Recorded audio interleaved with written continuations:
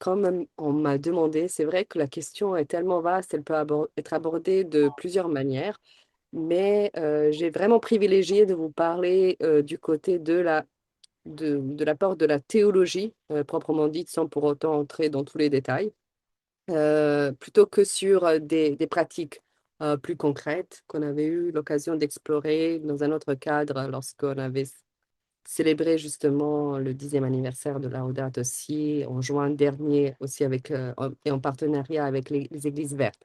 Donc, j'ai rajouté aussi cet élément, mais je tiens quand même à préciser que cela va être l'angle de mon approche, qui cherche à explorer l'éco-théologie orthodoxe, qui se situe entre l'ascèse, entre la communion et avec une vision eschatologique vers laquelle je vais essayer de vous amener. Alors, euh,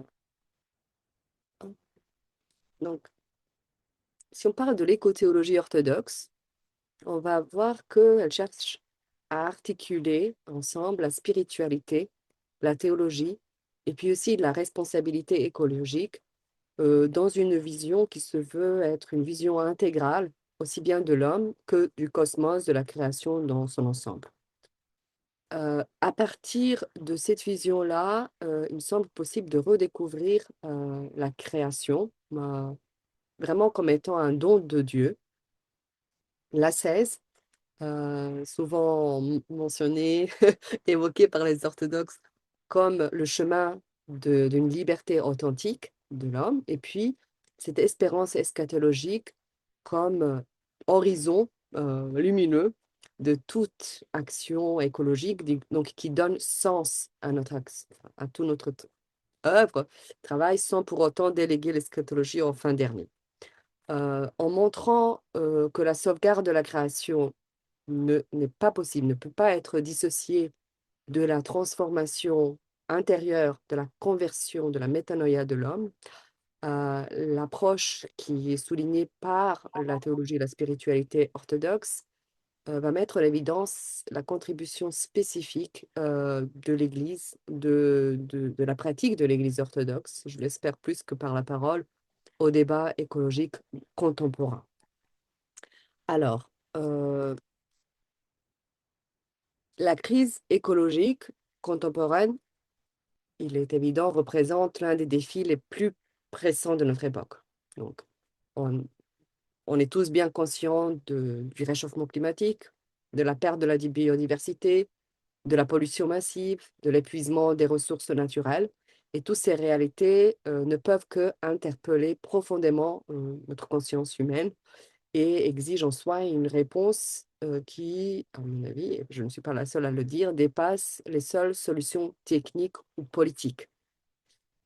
Il faut rappeler aussi que la prise de conscience de la détérioration de l'environnement naturel et la réaction écologique sont plutôt très récents dans l'histoire de l'humanité, puisqu'elles datent des années 70 du siècle dernier.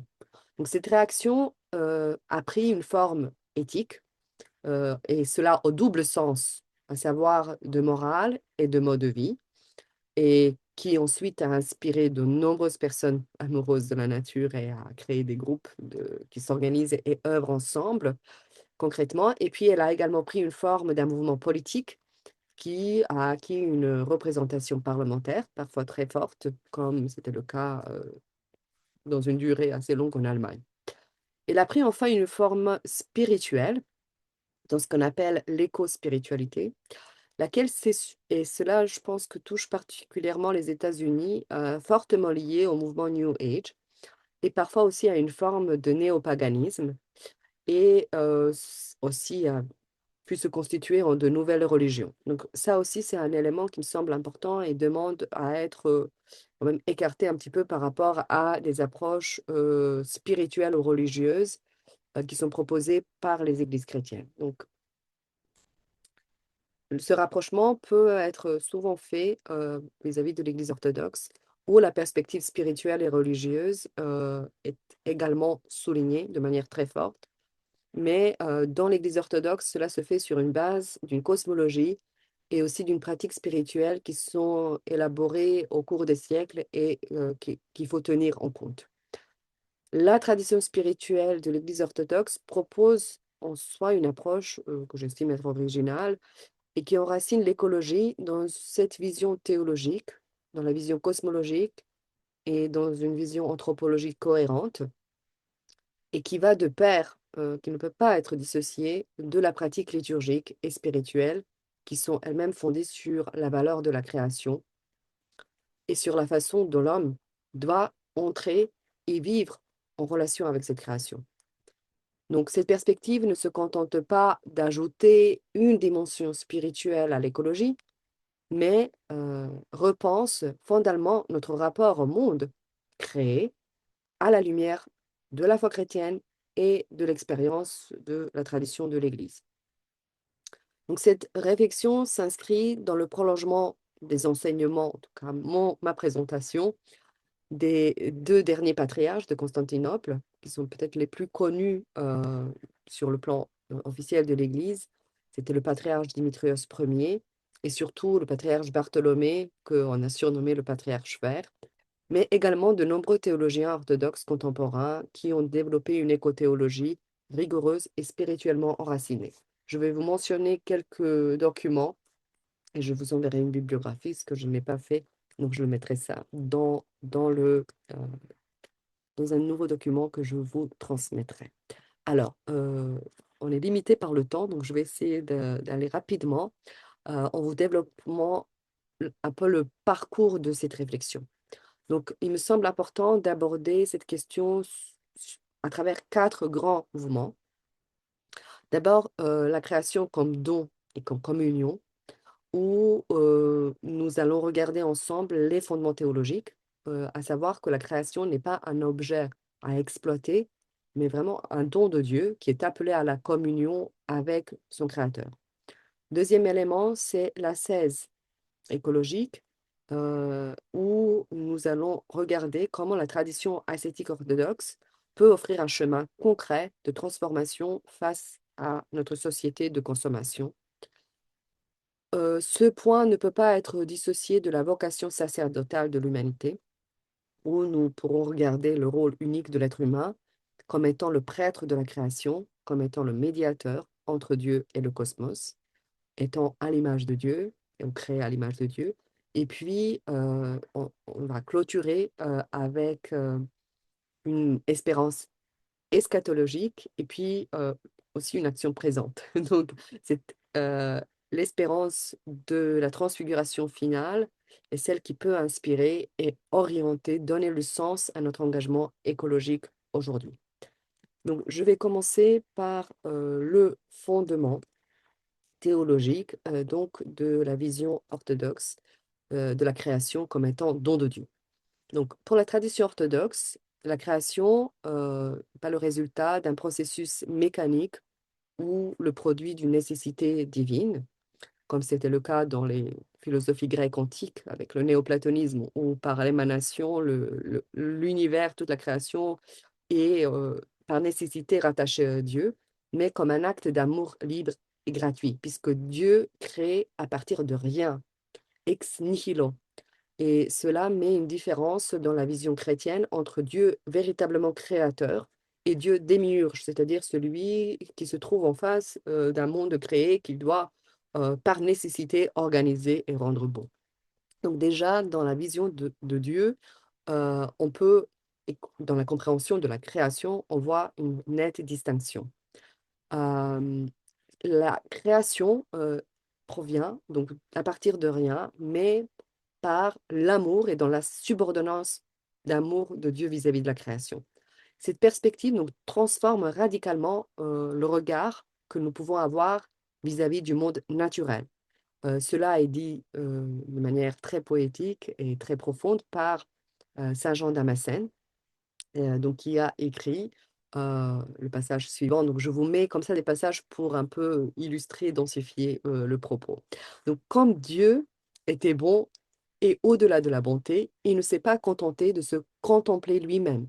Donc ce n'est pas une monade qui vit dans un monde fermé, en dehors, coupé de toute la création, mais par surabondance de bonté, il lui a plu que fussent produits des êtres qui bénéficieraient de sa libéralité et particulièrement à sa bonté.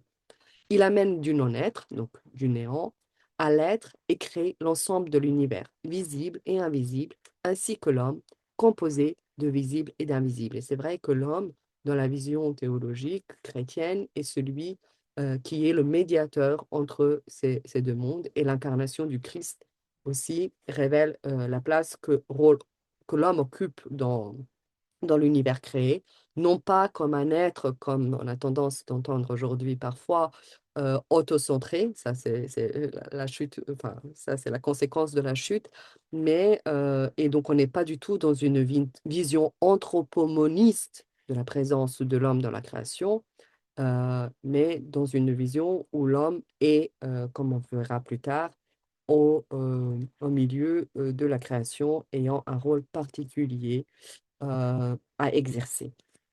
Donc les saints, qui sont les hommes par excellence, en tout cas de ce que nous pouvons observer dans nos rapports terrestres, voient le fond des choses euh, grâce à la pureté de leur esprit et de par la métanoïa, de par la conversion qu'ils ont, et arrivent à percevoir les relations qui unissent naturellement les créatures à Dieu. Et ils en témoignent, ils ont écrit. Là, on a des exemples magnifiques de nombreux pères de l'Église, aussi bien anciens que contemporains. Ainsi, Saint Basile le Grand affirme dans son très beau traité sur la création, Hexaméron, où il interprète les premiers chapitres de la Genèse, que la création manifeste la sagesse du Créateur comme un livre ouvert en commentant de nombreux textes bibliques, notamment ce très beau psaume 18 qui nous dit que les cieux racontent la gloire de Dieu et l'œuvre de ses mains. Le firmament l'annonce. Le jour au jour proclame la parole et la nuit à la nuit annonce la connaissance. Non point récit, non point langage, ni voix qu'on puisse entendre. Leur son a retenti par toute la terre et leur parole jusqu'aux extrémités du monde. Vous voyez cette sensibilité que l'homme peut développer si il se dit, voilà, ce monde, il a été créé et moi j'ai quelque chose à y observer dans ce monde, dans mon rapport à son créateur. Donc chaque créature porte en elle le logos divin, sur lequel je vais y revenir. Donc ce logos représente, même si c'est un terme technique, une raison d'être qui relie toute chose, tout être à son créateur. Le monde n'est donc pas dans cette vision une simple matière inerte, mais une réalité vivante, dynamique, porteuse en elle-même de sens et de présence divine. Et cela non pas dans une optique panthéiste, mais panenthéiste, c'est-à-dire Dieu est présent dans l'ensemble de la création grâce à ses logis. Donc les pères grecs parlent des logis, logoi, ce sont des raisons créatrices qui habitent chaque être et le maintiennent dans l'existence. Un saint plus contemporain euh, de nous, donc Saint Nicolas Velimirovitch, l'exprime de manière très poétique en remarquant que lors de la mort du Christ, les divers ordres de créatures ont manifesté leur émoi parce qu'ils sont rattachés, non pas encore une fois par nécessité, mais par lien de l'amour surabondant avec Dieu. Et dans un passage tiré de prologue d'Ovid, enfin qui revient sur les différentes euh, dates des calendriers, donc le 28 mars, il écrit: Toutes les créatures inanimées et muettes ont vacillé au moment de la mort du Christ sur la croix et se sont mises à protester à leur manière et avec leur langage. Et donc là, il mentionne la façon dont l'ensemble de la création réagit, et toutes les créatures inanimées ont protesté à leur manière, car toutes les créatures inanimées lui sont soumises, comme elles ont jadis été soumises à Adam au paradis. Car toutes les créatures inanimées le connaissent comme elles ont connu Adam au paradis. Comment est-il possible que les créatures insensées le reconnaissent et lui obéissent? Nous l'ignorons. Cela relève de la sensibilité intérieure des créatures inanimées qui leur vient de la parole de Dieu par laquelle elles ont été créées. Cette parole de Dieu, c'est finalement ce logos. Protestation, affliction et crainte. Toute la création était saisie de crainte par la mort de celui qui l'avait appelé à sortir du non-être et à se réjouir de l'être. Donc, ce moment de la création où tout advient du néant à l'existence, comme si elle voulait dire, avec qui vais-je maintenant me retrouver et qui va me maintenir quand celui qui maintient tout aura expiré. Donc montre finalement cet attachement de l'ensemble de la création à l'amour et un lien essentiel avec le Créateur. Donc, toute la création dans la vision de la théologie orthodoxe est appelée à la communion divine. Donc, la création n'est pas destinée à demeurer dans un état statique, elle est appelée à une croissance spirituelle. Donc, tout se développe et dans son développement, elle est appelée à une participation toujours plus profonde à la vie divine. Donc, notre Dieu, cela a été évoqué, est un Dieu qui est la Trinité, ce n'est pas une monade, c'est lui-même est une relation, une communion éternelle de trois personnes divines qui appelle l'ensemble de la création à entrer en communion, en relation, en participation avec le Dieu.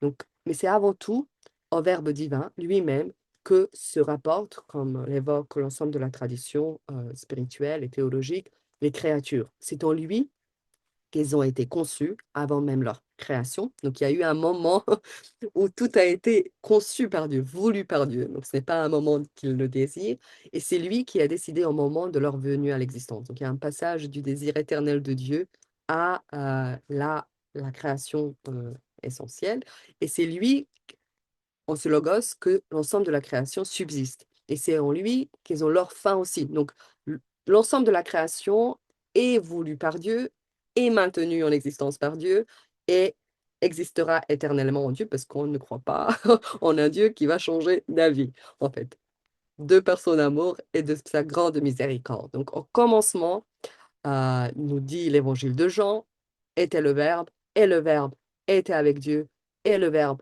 était Dieu. Il était au commencement avec Dieu. Toutes choses ont été faites par lui, et rien de ce qui a été fait n'a été fait sans lui. Donc c'est vraiment ce logos avec un grand L qui rassemble et résume, récapitule tout en lui.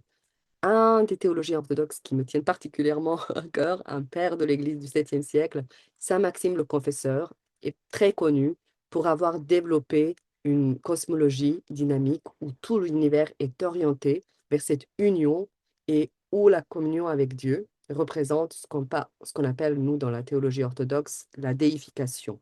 Donc, sa théorie des logoi, des êtres que nous ne pouvons bien évidemment pas développé ici par manque de temps et en raison de sa complexité, présente néanmoins l'ensemble de la création comme étant constitué de ces logis, à savoir, donc encore une fois, il s'agit des principes ou des raisons essentielles qui définissent fondamentalement chaque être dans ce qu'il est et dans sa finalité. Donc l'homme ne peut pas, en quelque sorte, toucher à l'essence même des étangs, ni à ce que va être leur devenir. Ce en quoi tout ce qui a été créé est créé. Ça, c'est dans le pouvoir et dans les mains de Dieu. Ce principe, donc cette logoi et cette fin de chaque être sont en Dieu. C'est pourquoi le mot logos a un sens ici plutôt spirituel que philosophique. Alors, j'ai pas envie trop de vous perturber par le langage, mais simplement de Maxime, mais simplement pour vous donner un petit aperçu de son vocabulaire, où vous voyez se développer cette théologie. Je vous donne une citation tirée de son œuvre qui s'appelle Ambigua à Jean, et où il cherche en fait à préciser, développer les parties de certains théologiens, notamment Grégoire le théologien et Denis l'Aréopagite, leur passage qui semblait compliqué. Donc je ne dis pas que son explication est plus claire, mais elle demeure aussi assez complexe, mais elle décrit très bien ce rapport fondamental pour la théologie orthodoxe où tout est contenu dans le Dieu, dans sa volonté, sans pour autant faire le rapport de nécessité avec Dieu. Donc, je vous lis ce passage très bref, mais très dense en contenu.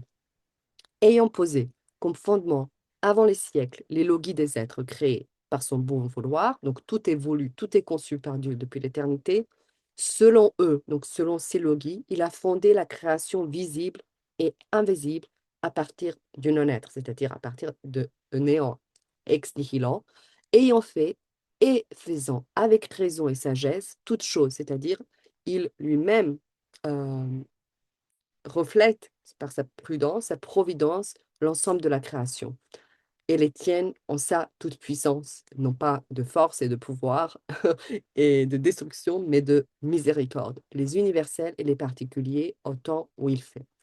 Nous croyons, en effet, qu'en étant préétabli, le logos de la création des anges, le logos de chacune des essences et puissances divines, là on pense au pouvoir angélique et il en parle parce que là il en commente un passage de la hiérarchie céleste de Denis l'Aréopagite qui explique le rapport entre le monde invisible et le monde visible, et c'est eux qui remplissent le monde d'en haut. Et puis, il y a le logos des hommes, le logos de tous les êtres qui tiennent leur existence de Dieu, pour ne pas parler de chacun en particulier. Et nous croyons, dit-il, que le même est celui qui, par lui-même, est par suréminence infinie, ineffable et insaisissable, et au-delà de toute créature ainsi que de toute différence et distinction concevable existante en elle-même, et que le même est celui qui se montre et se multiplie en tous ceux qui viennent de lui, proportionnellement à chacun selon la bonté qui lui convient, et les récapitule tous en lui-même. Cela remonte en fait ce que dit le passage précédemment lu du prologue de Jean. Donc que Dieu contient tout en lui, le Verbe Logos, le Créateur. Lui par qui sont l'être et la permanence, à partir de qui les êtres ont été faits, comme ils l'ont été, et pour qui ils ont été faits. Donc ce n'est pas pour nous, mais pour Dieu, eux qui en demeurant et en se mouvant participent de Dieu. Voilà, tout est en mouvement constant et en rapport constant avec Dieu dont ils ont la racine de l'être. Et il le précise très bien à la fin, tous en effet, en ce qu'ils ont été faits à partir de Dieu, participent proportionnellement à Dieu, soit par l'intellect, soit par la raison, soit par la sensation, soit par le mouvement vital, soit par leur propriété essentielle d'être, comme ils sont, ainsi que le voit le grand Denis l'Aréopagite, le révélateur de Dieu. Vous voyez, il s'agit d'un père de l'Église du 7e siècle, et on a ici une preuve que même au 7e siècle, l'ensemble de la création avait de la valeur et l'homme n'était pas le seul et unique à devoir être sauvé et préservé par Dieu, mais tout a son mouvement, sa raison d'être en Dieu. Bien évidemment, les cosmologies du 7e siècle ne correspondent pas aux cosmologies contemporaines. Cela ne nous empêche pas de réfléchir en conséquence par rapport à ce que nous dit la cosmologie. On ne dirait pas aujourd'hui que les animaux sont sans raison, mais cela n'est pas exclu, par exemple, dans ce texte de Maxime le Confesseur. Alors, euh, donc toute cette perspective dépasse radicalement le dualisme qui oppose matière et esprit. Donc le matériel n'est pas un obstacle au spirituel, mais son lieu d'expression et de manifestation. L'incarnation du Christ, donc, révèle en soi la vocation ultime de toute la création. Celle-ci est d'être assumée, d'être transfigurée et d'être divinisée. Dans le Christ, Dieu et création sont unis sans confusion ni séparation. Donc, lorsqu'on parle de la divinisation, cela ne signifie absolument pas de changer de nature. Toute la Christologie, l'incarnation du Christ, nous révèle, nous montre en son fondement que Dieu, en s'incarnant, préserve et sauvegarde entièrement l'ensemble de la création, ne l'assume pas, ne l'assimile pas, ne la change pas. Donc, il la préserve telle qu'elle est, à savoir créée.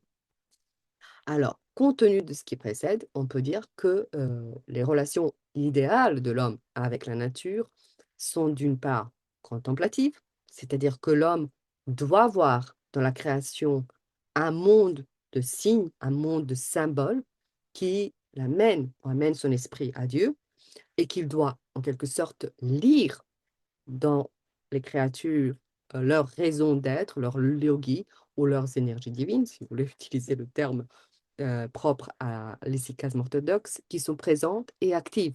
C'est-à-dire qu'il doit percevoir spirituellement la relation de l'ensemble des créatures à Dieu et ce que les créatures disent elles-mêmes de Dieu qui s'y manifeste en nous. Donc, c'est la relation idéale, c'est la relation des saints, mais nous sommes tous appelés à la sainteté. Ensuite, cette relation idéale de l'homme avec Dieu est d'autre part aussi eucharistique, c'est-à-dire que l'homme doit rendre à Dieu, une fois qu'il a contemplé l'ensemble de la création, avec action de grâce, ce qu'il a reçu de Dieu. Donc, en ce sens, les sacrements de l'Église manifestent dans l'ensemble leur vérité. Donc, cette vérité-là, donc on ne va pas pouvoir aller dans tous les détails et tous les offices, mais si vous lisez les textes des offices de l'ensemble de l'Église et pour des fêtes différentes, notamment la fête de la Transfiguration, ben, vous allez voir que c'est une immense action de grâce pour l'ensemble de ce que Dieu nous a offert. Celle que nous expérimentons chaque dimanche, peut-être, ou le jour de fête, c'est le moment de la célébration de l'Eucharistie, ben, il y a le pain, il y a le vin, mais en dehors de cela, il y a l'eau, il y a l'huile, qui, tout cela deviennent donc porteurs de grâce divine.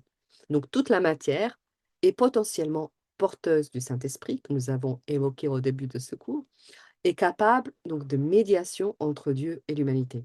Donc cette vision sacramentelle du cosmos fonde, ou devrait, à mon avis, fonder une écologie profondément spirituelle qui ne va pas devenir une spiritualité New Age et qui en fera d'une nature une, voilà, elle-même la divinité. Donc ça, c'est la distinction vraiment à prendre en compte et séparer de manière claire et nette.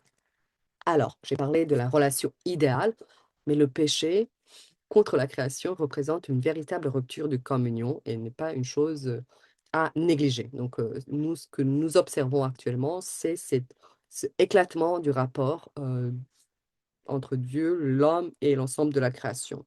Le péché des origines a effectivement brisé cette harmonie.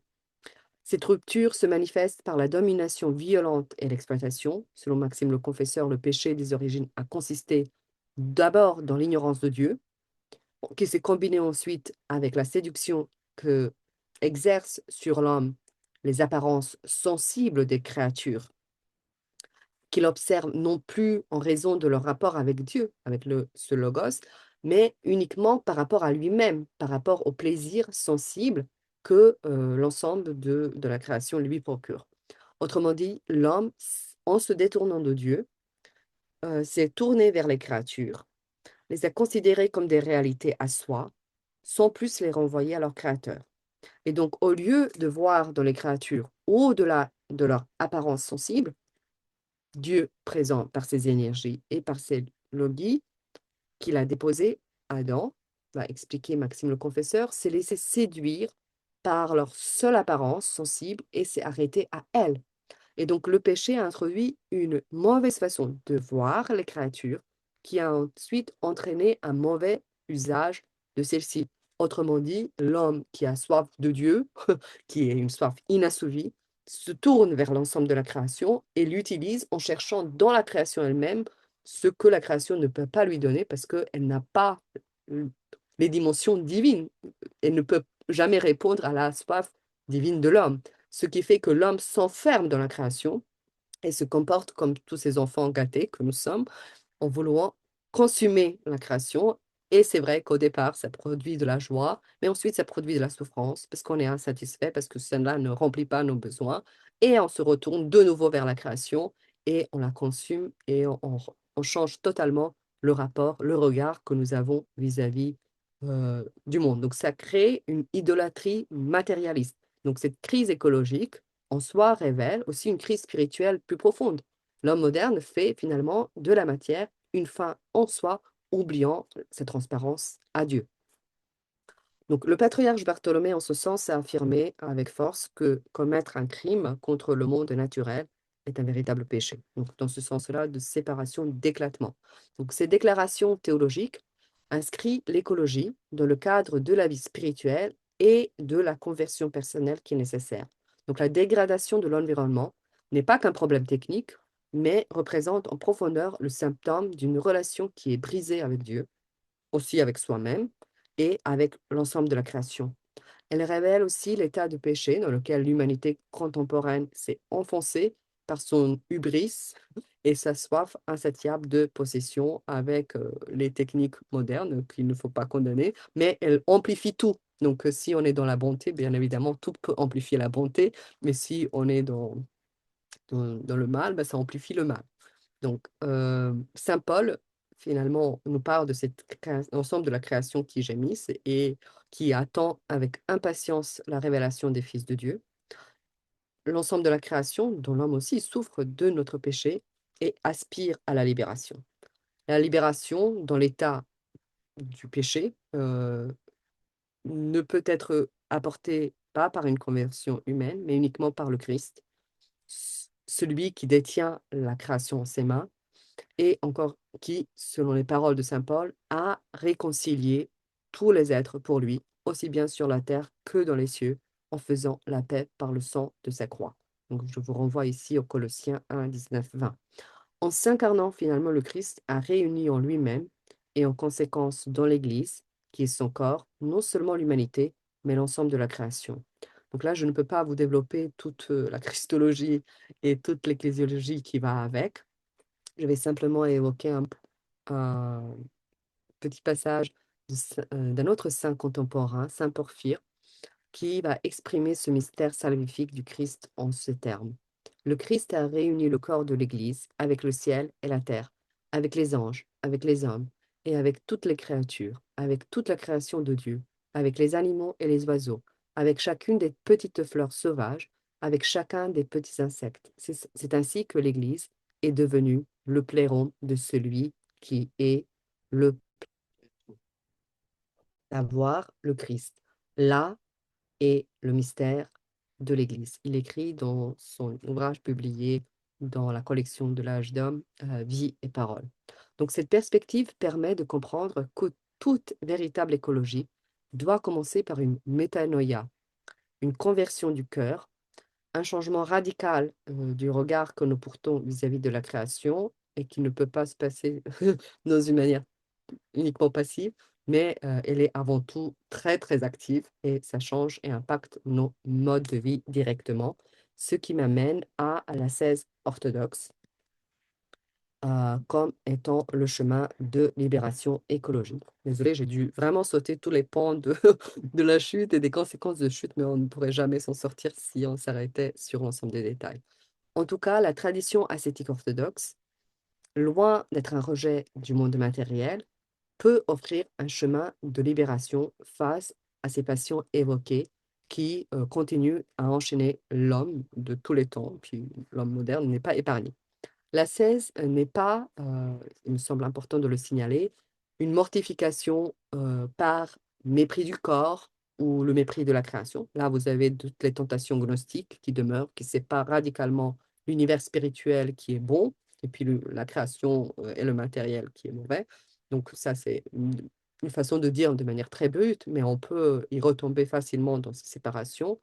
Mais l'ascèse et la vision ascétique est une éducation du désir qui va changer, enfin, retourner notre regard vers Dieu. Donc, c'est pas une chose facile. C'est facile à dire, mais c'est pas facile à pratiquer. Donc, éduquer le désir, purifier notre regard et apprendre la juste relation avec les biens matériels.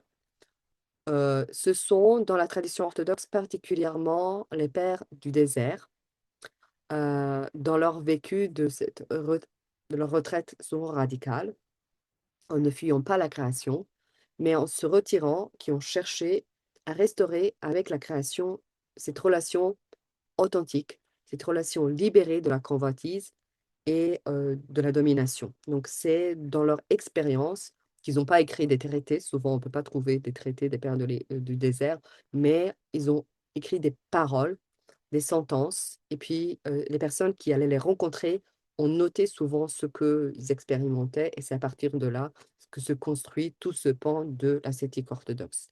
Donc leur vie de sobriété volontaire en soi témoignait d'une liberté intérieure face aux divers besoins factices créés par la société. Donc là, on peut témoigner de nombreux exemples. Saint Antoine le Grand, par exemple, des récits de sa vie, rédigés par Saint Athanase d'Alexandrie, un grand théologien de l'Église qu'on a souvent évoqué au moment des célébrations du Concile de Nicée, montre comment est-ce qu'il vivait en harmonie avec les animaux du désert, retrouvant en fait quelque chose de l'état paradisiaque d'avant la chute. Enfin, c'est ses regards. Ce n'est pas de retourner dans le paradis, donc on ne parle pas d'un retour au paradis, mais d'une vision eschatologique sur laquelle je viens ensuite. Donc, c'est de retrouver, de retourner notre regard pour pouvoir observer la création telle qu'elle est venue d'emblée par Dieu en la créant, mais aussi dans l'éternité telle qu'il est appelé à exister éternellement.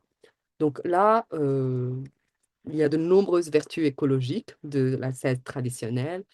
On peut mentionner le jeûne, qui est pratiqué de manière intensive dans la tradition orthodoxe, donc les mercredis, les vendredis. Donc ce sont des périodes de carême. Il y a des longues périodes de carême pendant les grands, avant les quatre grandes fêtes, notamment avant Pâques ou Noël.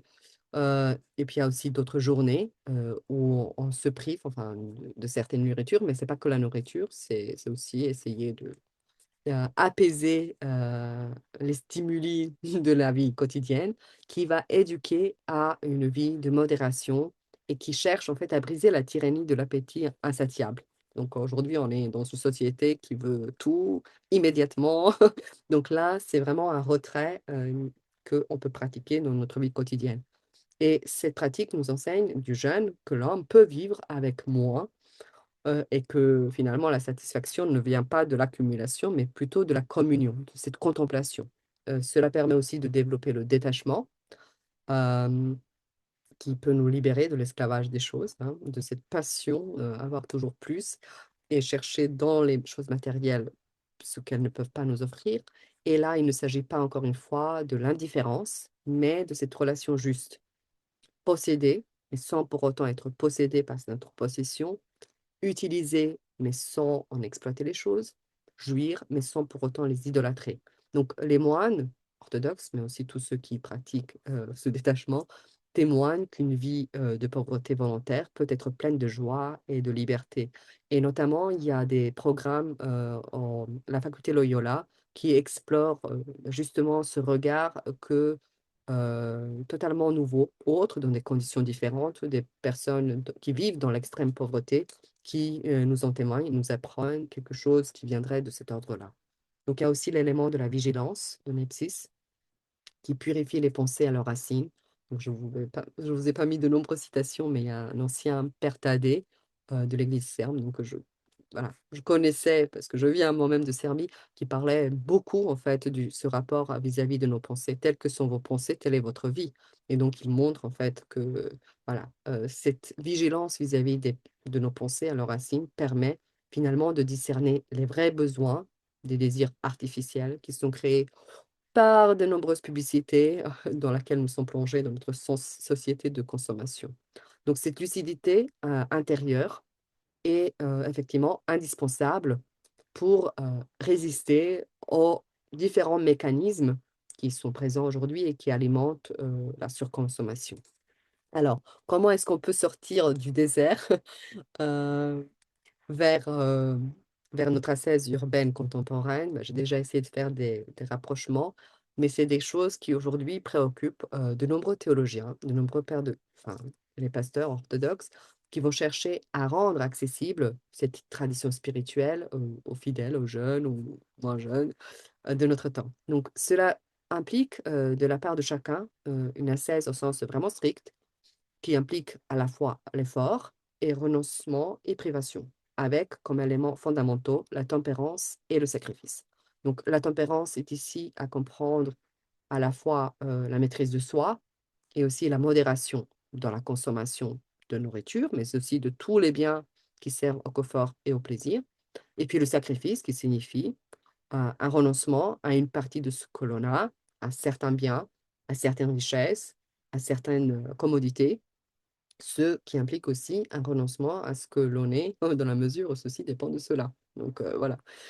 Donc il y a la simplicité alimentaire, il y a la sobriété matérielle, il y a aussi le jeûne technologique, souvent évoqué aujourd'hui, surtout avec des jeunes, où mais je me y reconnais dedans, instaurer des temps réguliers de déconnexion numérique, résister à l'hyper stimulation permanente, pour retrouver le silence et puis dans ce silence, cette contemplation du monde, des logis, enfin, tels qu'ils sont venus enfin, voulus par Dieu, sans pour autant être constamment bombardés par, de nombreuses informations, publicités qui font que finalement, on sait plus ce qu'on pense, on sait plus ce qu'on désire. Donc, toutes ces pratiques concrètes, puis la vie communautaire de partage, ne sont pas de simples techniques écologiques, mais des expressions d'une spiritualité qui est vraiment incarnée. qui transforme progressivement le cœur et le regard, dès qu'on essaie un petit peu de le pratiquer de manière consciente. Donc, elles s'inscrivent dans une démarche de conversion de la métanoïa, où l'écologie devient ascèse, et puis on voit que l'ascèse aussi devient l'écologie. Donc, il ne s'agit pas de deux pôles séparés.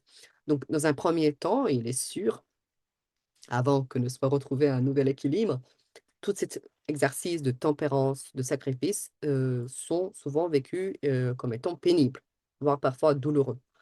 Mais comme le rappelle le patriarche Bartholomée, dans de nombreux discours, et il y en a un sur la dimension eucharistique, ascétique et spirituelle du sacrifice qu'il avait prononcé lors d'un des symposiums qu'il organisait de manière régulière sur la religion, la science et l'environnement. Il a justement souligné que la vie chrétienne implique nécessairement, si elle est bien menée, une part de sacrifice. Donc, toutefois, avec l'expérience, il s'avère que ce qui est une perte d'une partie de nos biens, ou voire de nous-mêmes, se traduit ensuite par un grand gain spirituel. Alors là, on pourrait évoquer de nombreux anciens, les pères plus contemporains. Je ne vous ai évoqué que 3, mais dont celui que j'ai déjà mentionné, saint Porphyre, que j'aime beaucoup. Alors, saint Séraphin de Sérove, lui-même vivait en communion profonde avec les animaux de la forêt.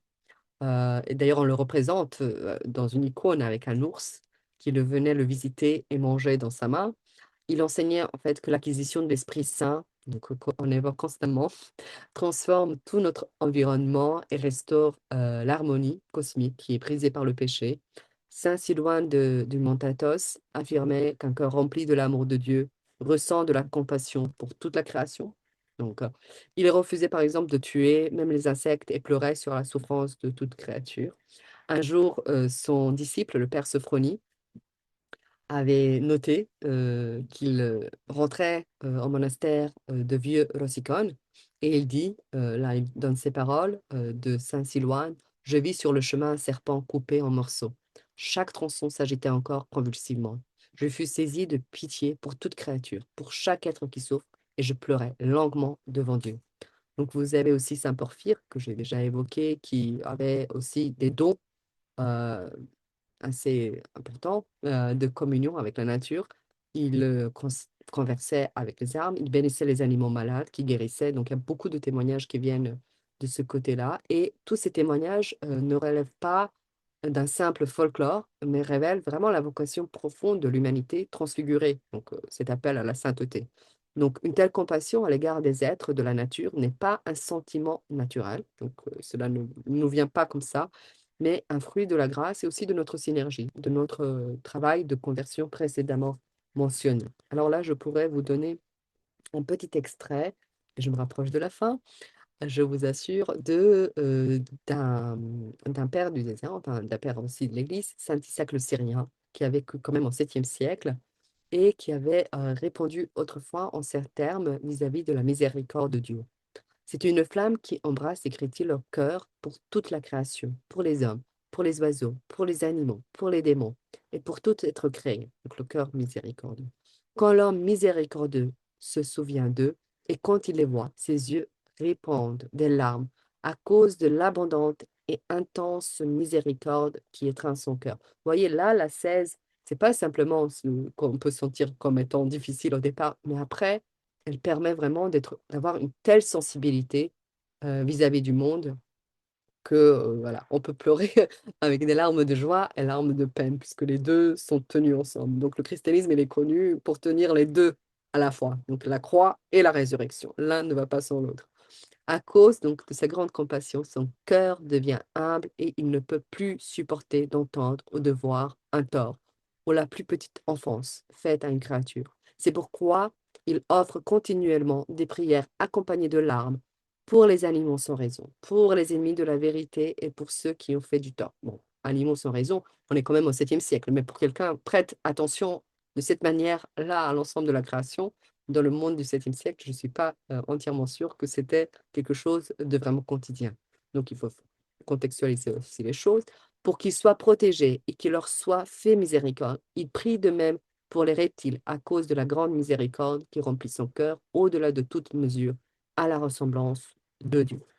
Donc, En ce sens-là, on voit comment l'homme finalement occupe cette place du prêtre de la création. L'être humain n'est pas simplement une créature parmi d'autres, ni un dominateur absolu de la nature. J'espère vous avoir convaincu jusqu'à présent. Il occupe une position unique de médiateur entre Dieu et la création. Il est le prêtre cosmique appelé à offrir de manière eucharistique le monde à Dieu dans une Eucharistie permanente. C'est pas ma petite célébration de dimanche entre 10h et midi, c'est toute une vie est une Eucharistie. Donc, dans cette vision sacerdotale de l'humanité se fonde sur les premiers chapitres de la Genèse, interprété à la lumière de toute la tradition patristique, créé à l'image et à la ressemblance de Dieu, l'homme est établi comme médiateur du cosmos, non pour l'exploiter tyranniquement, mais pour être l'organe par lequel la créature muette peut louer son créateur. Donc, Père Alexandre Schmemann, un grand théologien et liturgiste orthodoxe du XXe siècle, appelle justement l'homme comme étant l'homme adorans, donc l'être dont la vocation première est de rendre grâce et d'offrir le monde à Dieu. Donc l'endroit spécifique est comme la divine liturgie qui manifeste et actualise cette vocation sacerdotale de l'humanité. Dans ce sacrifice qui est non sanglant, le prêtre prend le pain et le vin, qui sont fruits de la terre et du travail humain, et les offre à Dieu pour qu'ils deviennent corps et sang du Christ. Et donc ce moment eucharistique révèle la vocation de toute la création. Le pain liturgique n'est pas seulement un symbole, il représente réellement tout le cosmos. Les grains de blé ont puisé leur substance de la terre, de l'eau, du soleil. Des mains humaines ont cultivé, moissonné, moulu, pétri. Aujourd'hui, c'est les machines, mais même le contact est nécessaire. Tout l'univers converge dans ce pain qui sera ensuite transfiguré. De même, le vin qui est rassemblé en lui, la vigne, la pluie, le labeur du vigneron. Donc, en offrant ces dons, l'homme accomplit sa vocation cosmique. Il recueille la création dispersée, la rassemble, la présente à Dieu pour qu'elle reçoive la bénédiction divine et soit remplie de l'Esprit Saint.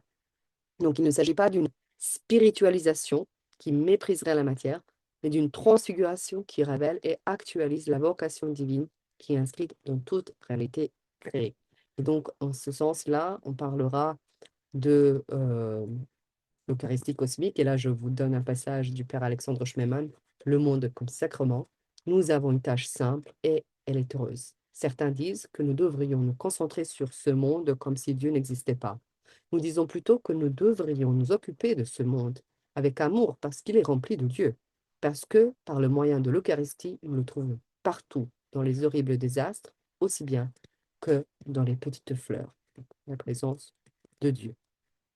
Donc, de la domination à l'intendance est nécessaire. Donc, le repenser ce pouvoir humain est passé de la fausse domination, de l'exploitation violente, extraction sans limite, réduction de la nature à une ressource inerte en recherchant simplement le profit humain au maximum, vers cette vraie intendance comme étant un service respectueux qui est à l'écoute de la création, la contemplation qui est dans la collaboration avec les rythmes naturels, et puis avec cette vision de la responsabilité devant Dieu et dans l'optique de la communion transfigurante, de relations d'amour, de contemplation admirative, de l'offrande eucharistique, de la participation finalement à la déification cosmique.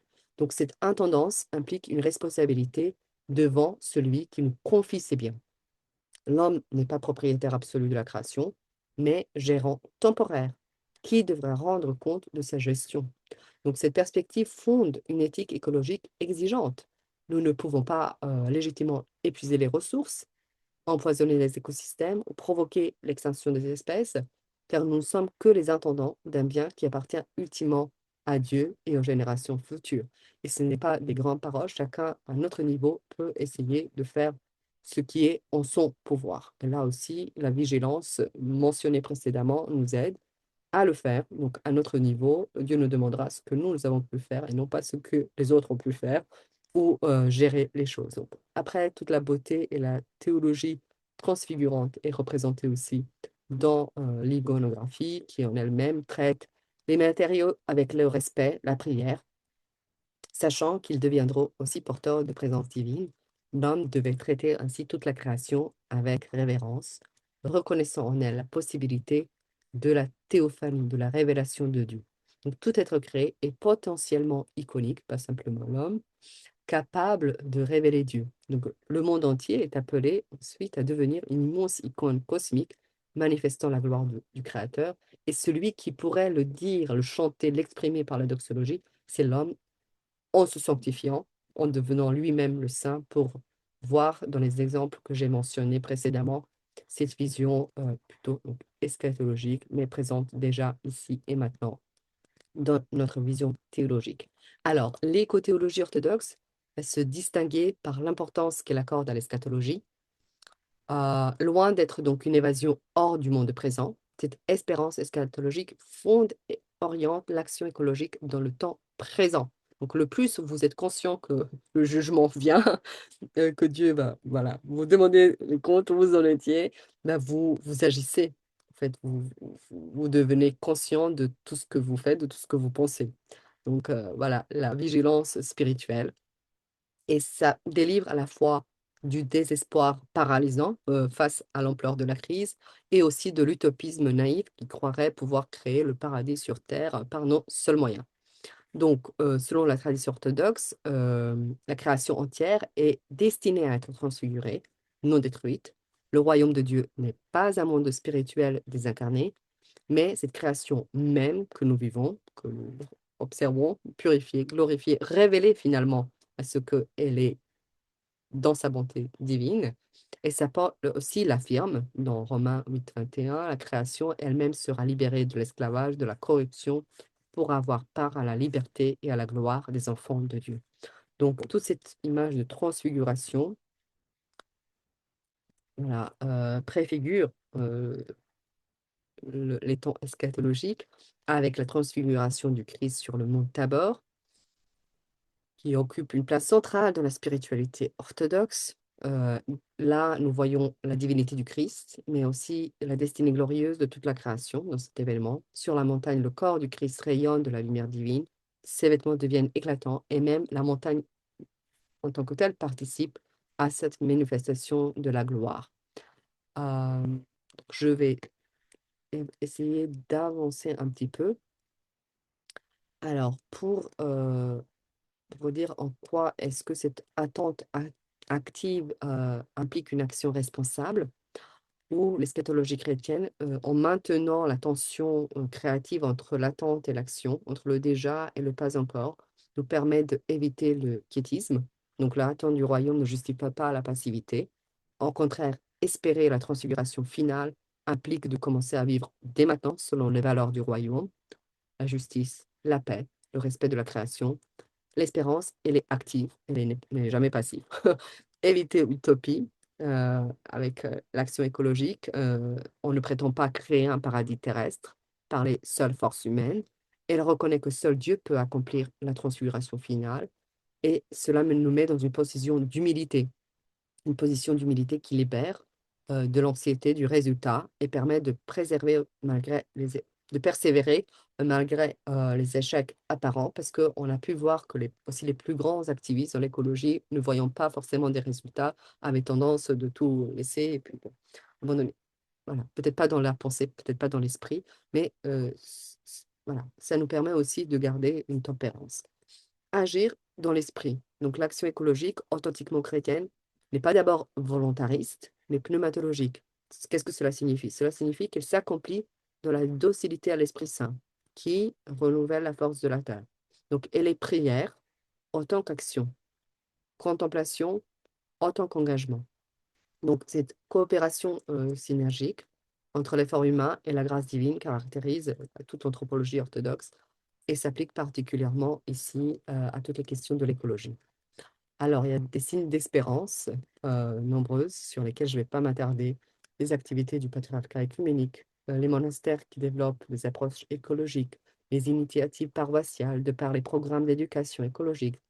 Euh, voilà, aussi toutes les actions portées par les églises vertes, entre-dedans.